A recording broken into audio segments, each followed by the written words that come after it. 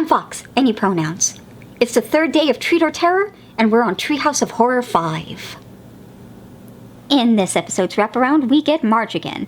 Always a treat that we will not get again. As she says this year's episode is so scary, Congress won't let them show it, and instead recommend viewing an old black and white western. Then it cuts to Bart parodying The Outer Limits' iconic, "There's nothing wrong with your television set. Do not attempt to adjust your picture. We are controlling the transmission." which is interrupted by Homer until Bart manages to introduce the first segment. Yes, there is no fun framing device this year. A herald of things to come. Or things not to come, rather. The opening to the couch gag has some great visual laughs, and I enjoy the dismembered Simpsons. A normal sentence you get to say around Halloween. Segment 1 is The Shinning, an obvious parody of The Shining, and possibly one of the most beloved. Certainly one that's been remembered well in pop culture. You get the well-quoted, "No TV and no beer make Homer something something. Go crazy? Don't mind if I do!" and this follows the broad beats of The Shining. Homer slowly goes mad, ghosts try to get him to kill his family, Bart has a psychic gift.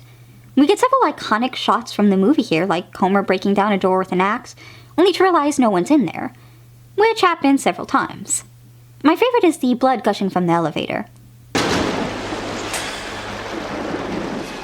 That's odd. Usually the blood gets off at the second floor. This is such a fun one. I love how quick Homer goes crazy once he realizes there's no beer and the TV doesn't work. Mom, is Dad gonna kill us? We're just gonna have to wait and see. I will say, they chickened out by not having Marge slam that bat across his face. Give the people what we want. Though I do appreciate the gag of all these classic monsters and horror movie villains dragging him out of the freezer. In the end, during the hedge maze chase, the twist is TV saves the day. Dan also freezes them all to death. I would make a snide remark about cheap commentary, but this is actually really funny. Next we go straight into Time and Punishment, a loose parody of Ray Bradbury's short story, A Sound of Thunder, which is credited for the name for the butterfly effect, the theory that even something like the flapping of a butterfly's wings affects what the future holds. In this segment, Homer accidentally creates a time machine from a toaster and ends up going back to the past, somewhere during the Mesozoic era. Of course, he manages to kill a mosquito, and when he returns to the present, it is run fully by Ned Flanders. It's cool to see how unhinged Flanders would be with real power. Also alarming how he forces every woman to dress like his wife. To be fair, he makes the men dress as him, but I don't think that makes it any better. Homer barely manages to escape and goes back to the Mesozoic era, where he quickly sits on a fish with legs coming out of the water. This leads to a future with a giant Lisa and Bart that try to kill him. After killing a bunch of dinosaurs with his germs, the future he seems to go to a great timeline where he's filthy rich. His family respects him, and his sister-in-laws are dead. Then Marge says, Donut? What's a donut? and he gets right the fuck out of there. Right before it starts raining donuts. We get a quick moment of Maggie committing murder, my favorite, before Homer goes on a rampage, destroying everything he can in the past. This gives us our Kodos and Kank cameo for the episode, before we see Homer return to the present, where everything is just like it should be. Except everyone has reptilian tongues. Which, bonus, frankly. This is such a classic episode. It's witty, it's funny, it is horrific when you stop and think about it. Also, this particular segment birthed the fan theory that Abe is a time traveler, and all the little inconsistencies we see are because of his shenanigans.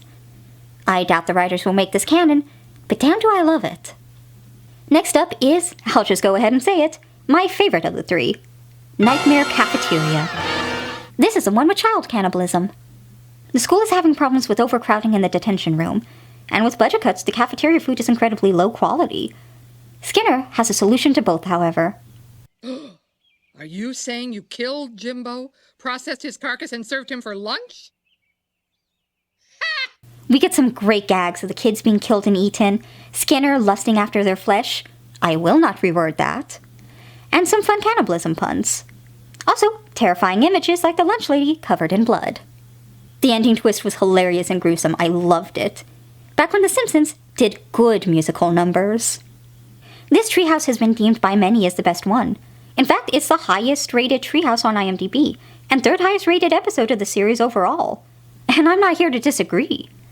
It's easily the bloodiest so far, and I appreciate how much they got away with, especially in regards to eating children. And they do it well here, without being nothing more than shock horror. There's substance, there's silliness, it's a great blend.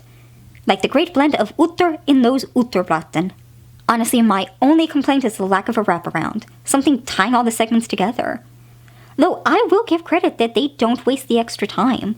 All 3 segments feel great to watch, they don't drag, and they're so interesting. Also, some great atmosphere and suspense. And points for that song number at the end. Also points for Axe and Willie in every segment. Alright, see you tomorrow for Treehouse of Horror 6. Thanks for joining my lucid screaming.